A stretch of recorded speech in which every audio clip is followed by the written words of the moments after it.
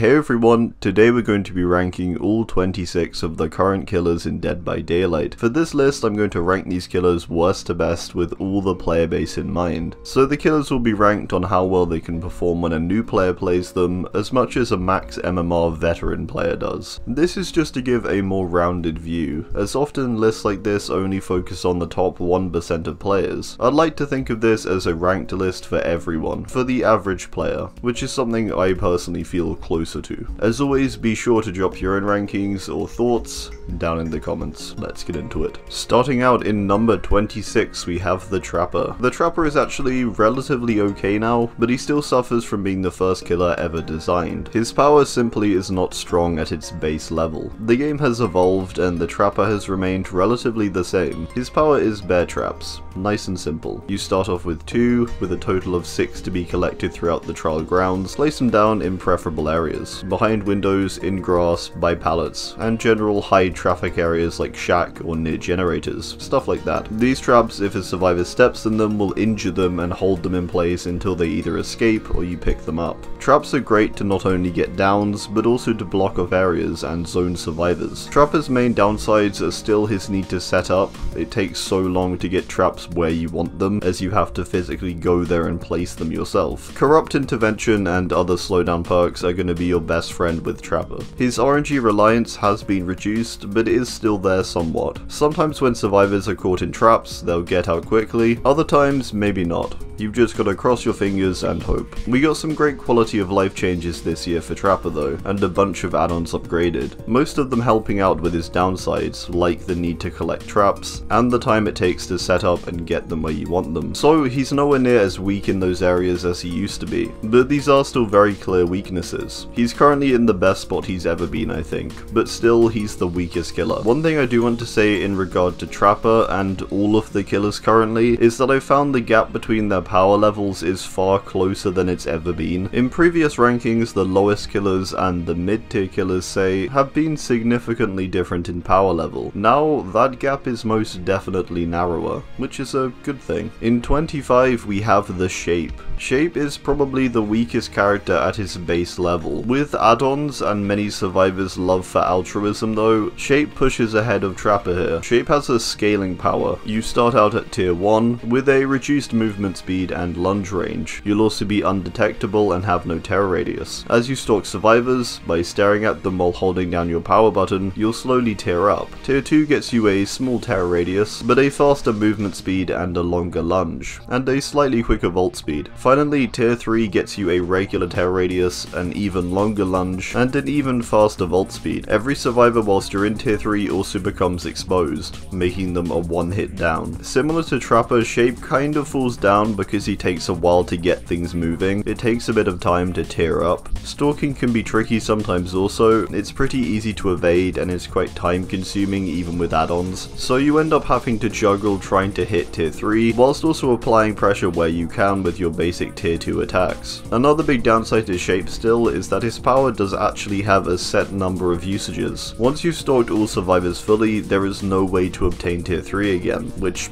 kinda sucks, especially in games that last long, as you'll probably use up all those tier 3s. Even when you do hit tier 3, there's no guarantees you'll get a down. Survivors can usually still outrun you, and out-pallet you, so when you're nearing tier 3, you need to be ready for it. A good strategy is to 99 the stalk bar and then press it just as you reach the survivor. Shape's lacking power is kind of made up for by his chaotic add-ons. There's add-ons that basically just let you mori people, and have infinite tier 3, stuff like that. It's a small redemption and isn't even really a redemption, because at that point you're almost forcibly changing his playstyle and power. But still, in 24 we have the Clown. Clown has very little going for him, his main benefit being that he can shorten loops pretty well. Clown's power is his bottles. You have 2 bottle types. Pink bottles slow down survivors, impair their vision for 2 seconds, and cause them to scream when they enter the pink smoke. The yellow bottles will grant both you and survivors with a 10% movement speed increase for 5 seconds. seconds, whenever you enter its cloud. The best strategy on Clown is to just bombard the survivors with your pink bottles, and then use the yellow ones for quicker map traversal, or for some extra speed on the longer loops. I think Clown kind of suffers from the same thing as Trapper, in that he's just a little too simplistic, in that he just has one power or one ability that does one thing really. There's a little strategy and management needed for keeping track of your bottle numbers and how you play certain loops, but broadly your downside is pretty reliant on how competent the survivors are and what map and palette spawns you get. There's not too much you have in the way of map pressure either, so it's down to you. With that said, Clown's bottles can be quite oppressive, just so long as you practice the way the bottles curve when thrown, and also where to throw them, stuff like that. He's strong in a one-on-one chase, so you need to make sure you're efficient with those, and generally then he can perform pretty well. In number 23 we have the Doctor. The Doctor I think suffers greatly at the moment from the strategy of holding down your W key and dropping every pallet in sight. Now, more than ever, this seems to be the favoured strategy. Doctor basically forces survivors to play this way anyway, so now it just seems amplified I guess. Doctor's primary power is his shock therapy ability, which is an electric current you shoot along the floor. When this hits survivors, they are blocked from doing any form of action briefly. Vaulting, dropping pallets, getting a save, it all gets blocked. So you want to time your shocks with when a survivor approaches a window or pallet in chase, blocking them from it, and giving you an easy hit. For each shock therapy hit, they'll tear up in madness, slowly gaining a series of debuffs. Tier 1 they'll sometimes scream and get harder skill checks, Tier 2 they'll start to see fake Doctor hallucinations appear, and their skill checks will increase in difficulty. Tier 3 will stop them from interacting with anything in any way, and their skill checks will become incredibly difficult. To get out of this, they have to do a short snap out of it animation, with a series of difficult skill checks. Madness is a great asset Doctor has, due to its chaos and the passive effect it can have,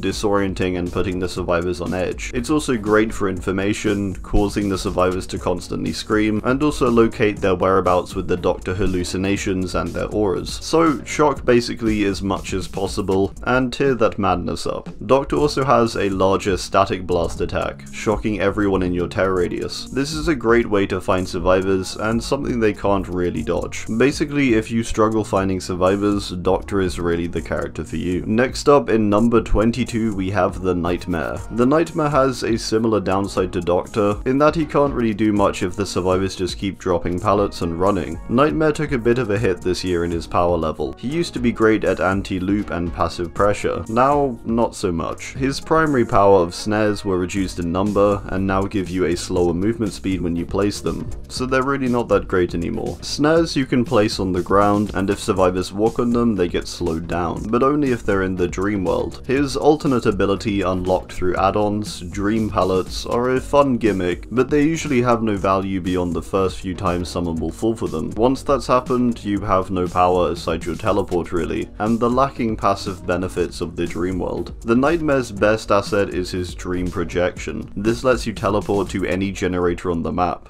Doing so will cause a projection to appear on the generator, and blood to spew from it. The ability is just great because it's free pressure, and great for quicker movement, or tactical plays where you get ahead of the person you're chasing. The dream world is Nightmare's passive ability. In the dream world, survivors will be oblivious, and instead hear a lullaby when you approach them, making it difficult for them to discern the direction you're approaching from. Survivors enter the dream world when you hit them, or after 60 seconds. They can escape the dream world by failing a skill check, using an alarm clock, or waking one another up. Nightmare pulls ahead of Doctor I feel, because I think his teleport allows a good amount of pressure, and also map traversal, and the dream world, although nerfed, is still quite powerful with its oblivious and disorienting effects. In 21 we have the Ghostface. Ghostface is a character I've come to realize more and more just isn't that strong. His strength really relies on your awareness, particularly map awareness, and the tracking or locating of survivors. Ghostface's power Night Shroud makes you undetectable, and allows you to lean around objects. A bit like Shape's power, this power requires you to stalk survivors. Each survivor for Ghostface though has an individual meter, that fills in around 2.5 seconds when leaning, and 5 when not leaning, so you want to lean. Once this bar fills, that survivor becomes exposed, and they're a one hit down. Also, you have the passive ability to crouch, allowing some creative angles and some prime opportunities to sneak about. When fully stalked, a survivor will become exposed for 45 seconds, which means there is a time limit to this also. You do also also have to be careful when using Night Shroud, as you can be broken out of it if a survivor stares at you for a short period. Doing this basically makes you an M1 killer that can crouch, so it's best to try and not get seen, especially as your power recovery is a very long 24 seconds. With that said, often the dodgy reveal mechanics are going to work in your favor, just as long as you're a bit patient and creative with where you stalk. You can pretty consistently reveal someone, even if they're staring right at you. The reveal zones are very inconsistent.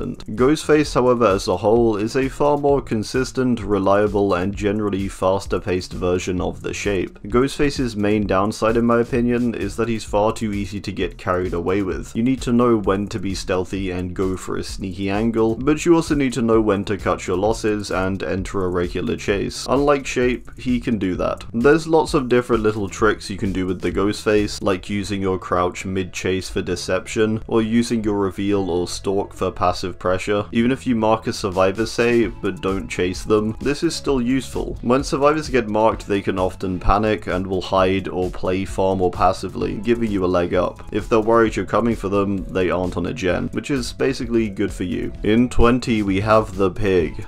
This was really a push to put here, but I honestly think she deserves it. Pig's main power is her reverse bear traps. You start off with 4 of these, and they can be placed onto survivors when they are in the dying state. These are essentially a ticking time bomb. The timer starts as soon as the next generator is completed, giving survivors about 2.5 minutes to remove it before it explodes and kills them. The timer is paused if the survivor enters a chase, or when they get hooked. Pig's other abilities include her crouch, similar to Ghostface's. It allows her to become undetectable, and generally become a little sneakier, although slower. While crouched, you can use another ability, your ambush, an attack that lets you sprint at a greatly increased speed, lunging a long distance with a lot of control. The only downside is that the survivors will hear a growl before you do so, identifying your presence. This is best used on longer loops to catch survivors out, or to force survivors away from loops, scaring them with the possibility of an ambush. Pig, I think, is saved by her passive ability to pressure. Once a trap is on someone's head, they're going to be trying to remove it, and so not doing generators. The only way to get the trap off is to search boxes around the map, giving you a good idea of where that person is too. The downside to this being that it's RNG based on how many attempts the reverse bear trap removal will take. Some will be off in 1, others in 4. Pig is tricky, I think, but I also believe she is a killer who causes instant and great panic with her traps, making her viable even if you find her ambush and stealth side tricky. The traps help you to slow down the game, distract the survivors, and keep track of where they are. So overall, they're pretty good. For our number 19 spot, we have the Wraith. Wraith is all around just very solid. His power is his ability to cloak by ringing his bell. When cloaked, you're undetectable and near invisible, and fully invisible when 20 meters away from survivors. When cloaked, you also get a much higher movement speed, although you are unable to attack. When you uncloak, you'll also gain a brief burst of extra speed. This power is best used to sneak up on survivors, block off loops and windows, and using your speed after you uncloak to help shorten loops and get easier hits. Wraith has access to great add-ons that can quicken his speed, buff his bell, and generally make him sneakier and quicker primarily. Wraith, if played well, is pretty unstoppable. His lacking area, I think, is his inability to pressure multiple survivors at a time, although this is mainly made up for with his quick speed and ability to make chases short and efficient. There's nothing overly special about Wraith, I would argue, but I think the whole package is just quite solid. Again, he has a fairly simple power. Everything he has is all wrapped into one thing. He's not the best, but he's also not bad, just very average, and also quite easy to pick up and play for basically anyone. He can force pallet drops pretty easily, get free hits relatively easily, shut down loops most of the time with his speed boost. Yeah, his ability to appear out of nowhere is also pretty nice, often giving survivors very little time to react. Your best friends to buff your stealth is going to be the Bone Clapper and Coxcomb Clapper add-ons. In number 18, we have the Trickster. Trickster is a character I feel a very wide range of emotions about.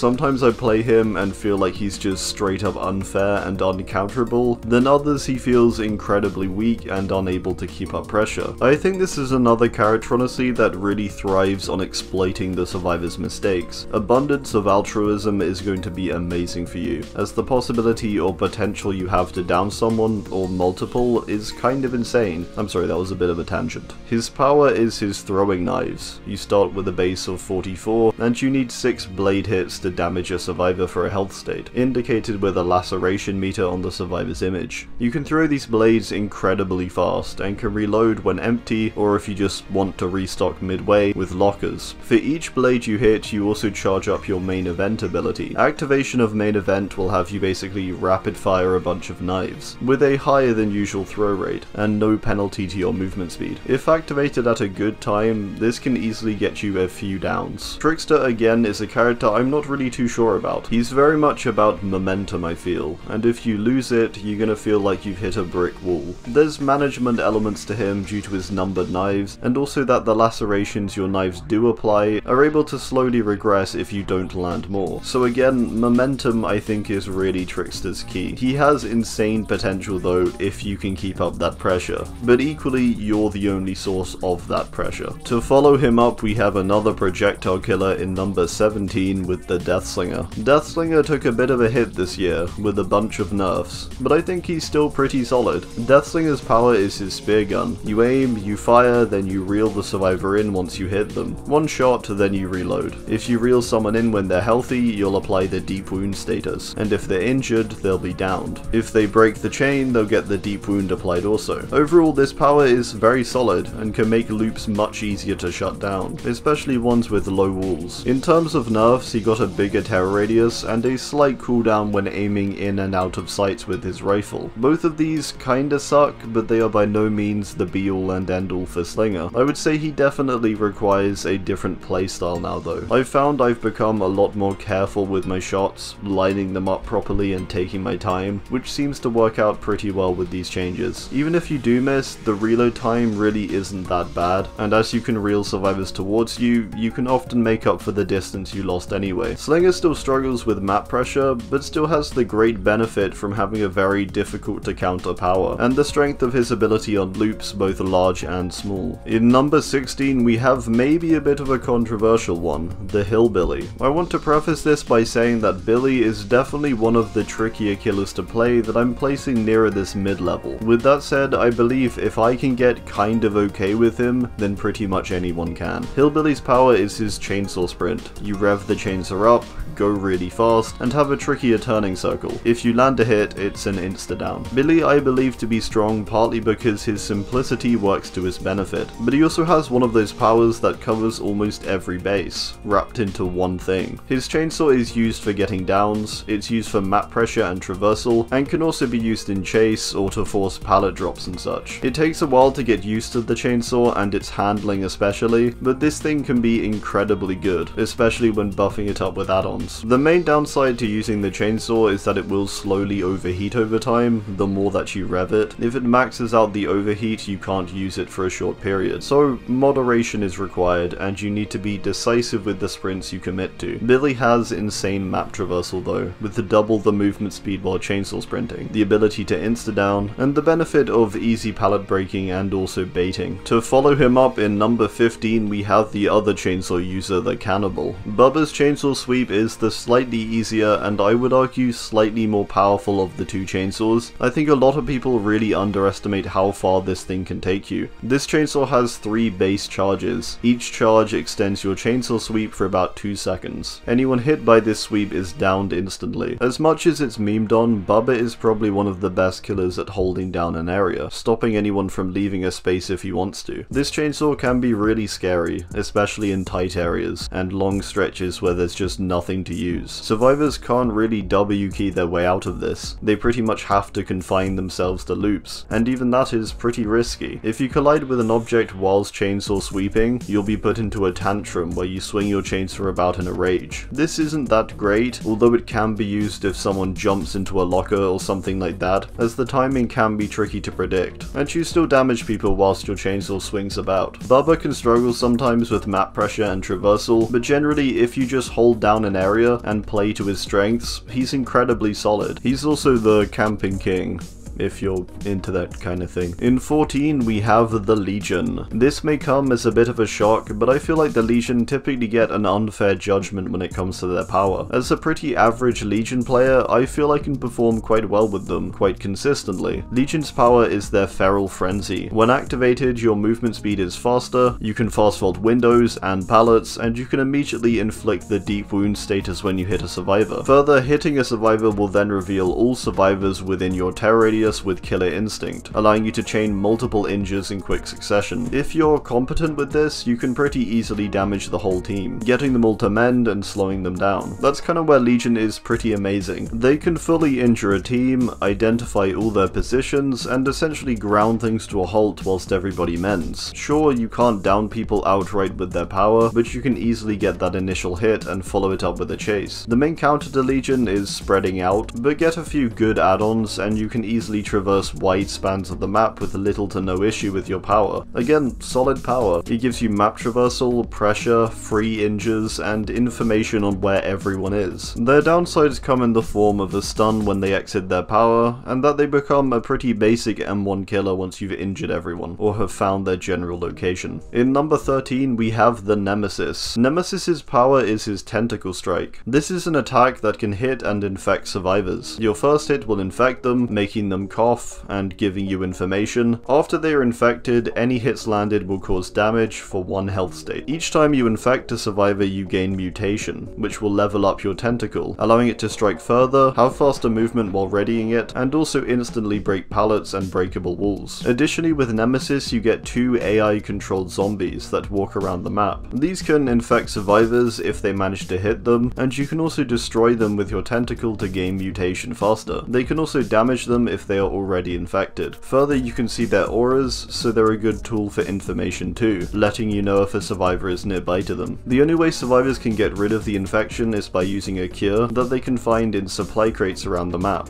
a total of 4 being available. Nemesis and his strike are kinda great because it's pretty difficult to counter. You can ready the tentacle and strike in the time it takes for a survivor to vault a window, so zoning is definitely one of his strengths. One of the main downsides of Nemesis is the uncontrollable and random nature of his zombies. Sometimes they're amazing, other times, well, they act like zombies. Nemesis is strong though with his insane ability and speed of breaking pallets, and further the power in general of his maxed out tentacle. It can be really hard to dodge this thing. In number 12 we have the Demogorgon. Demogorgon I still believe is the most balanced killer in the game, and also one of the most consistent. Demo's main power is its portals technically. These portals can be placed on the ground and can be tunneled between, allowing quick map traversal, and the ability to cut survivors off. You get a total of 5 too, so you can pretty comfortably cover all the areas you want to. Each time you tunnel you'll gain a small undetectable effect when you've reached your destination. The main downside is that survivors can break them, although this does take a while. Demo's ability that you're going to use more often, in chases and such, is the Shred ability. This is an extended lunge attack, where you stretch out your claws and leap forward incredibly quickly. This is amazing for catching survivors out on loops, and generally making loops more viable to chase around, as you can pretty much get around anything if you time the shred correctly. The shred attack can also break pallets, and it can be used to bait drops or survivors to try and dodge, allowing you to get an easy hit. Demo is so simple and very solid. Everything about it is just manageable and feels solid and consistent. Get some good add-ons on, and both the portals and shred can be buffed pretty nicely. Really solid killer. In number 11 we have the Twins. The Twins are very solid, but do suffer from some jankiness still, and general inefficiencies. The potential they have though is quite high, especially as not many people play them, and so not many people really know what to do against them either. Their power is Victor basically. It's the ability to switch between the 2 twins. Charlotte is the larger of the 2, who plays like a regular M1 killer, with a regular movement speed and the ability to pick up survivors. Victor on the other hand is fast moving and can leap a considerable distance at a fast speed. He cannot pick up though, and he can be killed if an attack is missed, and a survivor kicks you. Landing an attack with Victor will inflict the oblivious, broken, and incapacitated statuses until attached onto them, requiring the survivor to do an animation to get him off. As Charlotte, you can then see his aura too. If left idle, survivors in proximity of Victor can be seen with Killer Instinct, making him quite a good tracking tool to place down in a high traffic area. Victor is an incredibly powerful asset to the twins, and the downing potential he has is kind of insane. His speed, his reach, it's pretty inescapable if you're careful. The twins can be tricky, I think, and do take time to get used to, especially with coordinating how both of the twins are used, to zone survivors and pressure teams. Again though, the potential's there. The ability to be in two places at once is pretty crazy. Their main downside is their many cooldowns and stun durations. However, as long as you know the general timings and such, it's fairly manageable. Again, really though, it's the potential here. In number 10 we have the Huntress. The Huntress is quite a simple killer, but still a really powerful one. Her power is hatchets, which you get a total of 5 of. Once empty, you can reload at lockers. These hatchets can be thrown and are essentially throwable basic attacks. Each hit you land is going to damage a survivor for a single health state. The main downside to this attack is that you do have to briefly wind up the hatchet first, and fully charge it if you want to throw it with the highest speed and lowest drop-off. Huntress's movement speed is slightly slower, being a ranged killer, and she has a large lullaby radius on top of her terror radius, that survivors can hear at about twice the range. This does help out though, as it can cause survivors to panic and be more on edge than usual. The best part about Huntress is that all you really need to get good at, a bit like Billy with his chainsaw, is throwing the hatchets well. The other great benefit too is that if you struggle with a certain aspect of her power, most of her add-ons can help you nullify that weakness, making her a really good killer overall. Even though she doesn't have the best map traversal, she can still somewhat pressure with her lullaby, and also by throwing her hatchets from a long distance, pressuring that way. In number 9 we have the Cenobite. Cenobite is quite a tough killer I think, and also quite a complex one. Cenobite's main power is his ability to open gateways. These gateways allow you to shift your view to a new location, firing a chain that can hit survivors and hold them in place. This is pretty tricky to get the hang of, but once you get pretty good with it, it makes chases pretty easy, and can be one of the better anti-loop abilities. Cenobite's passive ability is called Chain Hunt, which activates after around a minute and a half. During a chain hunt, survivors will be bombarded with chains not summoned by you, passively benefiting you and restricting them. The final thing Cenobite has is the Lament configuration, or the box. This is an item that spawns throughout the trial and can be interacted with by yourself and the survivors. If you find it, you'll start a chain hunt early.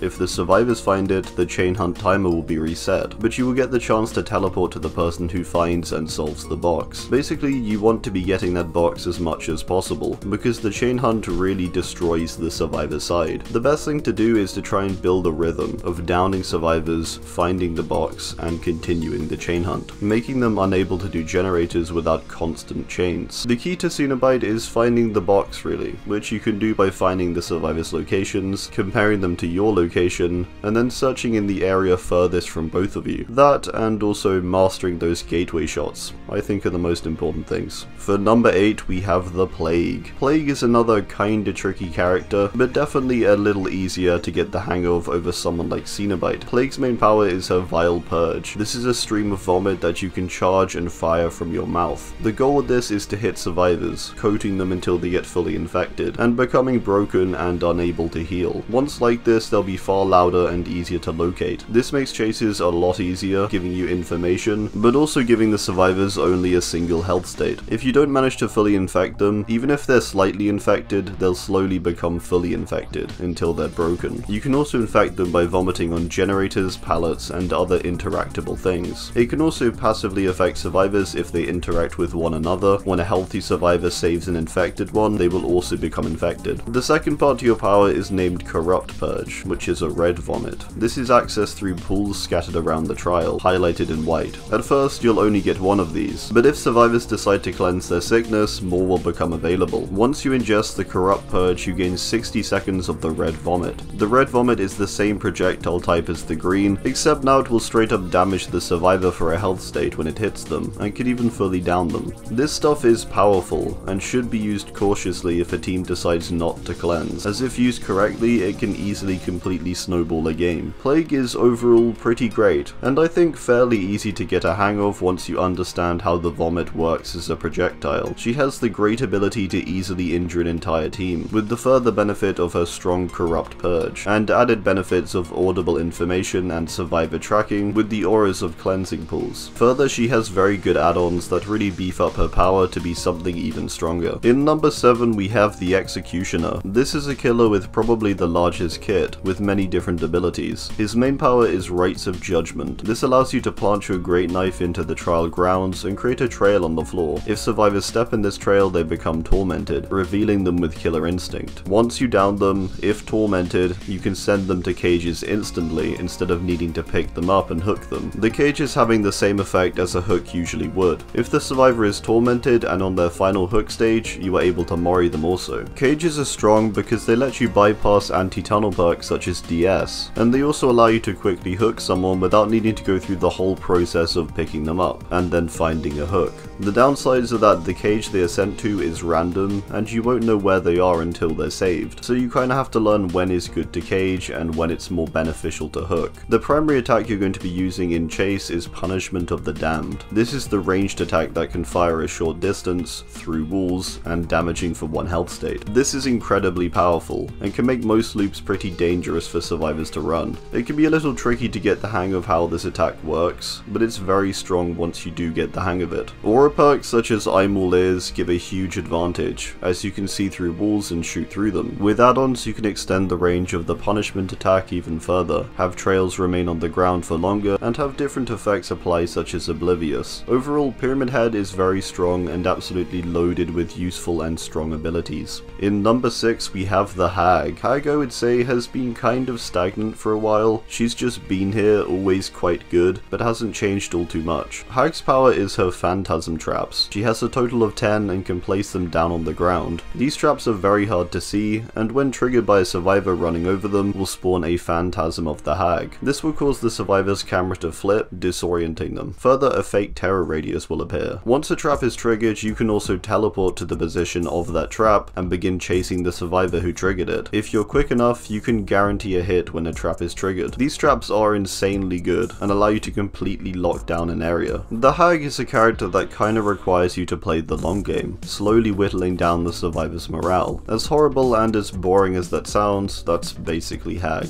The best strategies with Hag are camping. She's the best camper in the game, I think, or the best at holding down an area. The fact she has 10 traps and can teleport near instantly between these points is very powerful. Further, when a trap is triggered, you don't even have to teleport to it. You can instead decide to use it to body block the survivors, confuse them generally, or simply leave it alone to scare them and the possibility that you might teleport. Hag's only downside really is that her traps can be destroyed by flashlights, but that's not really a big deal. The other one is that you can't really play trying to control the whole map. It's just not gonna work out. Partly because her teleport does have a range of 40 meters, so you kind of have to hold down an area. And also you're just gonna be stretching your traps a bit too thin. Finally, her add-ons are pretty crazy and allow a bunch of broken things in some cases. She's dangerous and I would argue fairly easy to get the hang of once you get the rhythm of setting traps, hitting and holding down an area. In number 5 we have the Artist. The Artist is really strong at the moment. If she's correctly played, survivors quite literally cannot loop her without getting hit. It certainly takes some getting used to, but you can do it. Pretty much every loop they have to get hit or run. It's kinda broken. Her power is Birds of Torment. These are birds you can spawn into the trial, placing them down where they sit until you fire them. When placing them, you'll see a white line, which indicates the range at which they'll damage survivors. If survivors are in that range, they'll be damaged when these are shot at them. If they are beyond this range, it will instead inflict survivors with a swarm of crows, identifying them to you with killer instinct, and further revealing the swarm of crows around them with a white aura if you hit them directly. If they are hit once more by a crow whilst already swarmed, it will then damage them for a health state. This gives Artist an ability no one else really has. The fact she can fire crows through walls at a high speed and an infinite distance means you could be anywhere on the map and check on any area you want to, as long as you're on the same elevation. If you're really good, you can even down people from this same distance. This makes it easy to pressure gens on the literal opposite side of the map. Even if it doesn't stop them doing that gen, it identifies them. Further, the close proximity of crows when in loops and the fact you can place 3 means even loops often considered to be strong, such as Shack, can be near guaranteed hits for you instead. It takes some getting used to, sure, but the possibility this killer has to be in so many places places at once from the comfort of a singular position is pretty crazy. Even if you're not going for crazy shots, I think the average player could pretty safely perform well with the crows on shorter loops, and when identifying survivor locations. For number 4 we have the Oni. The Oni is one of the easier to learn killers this high up.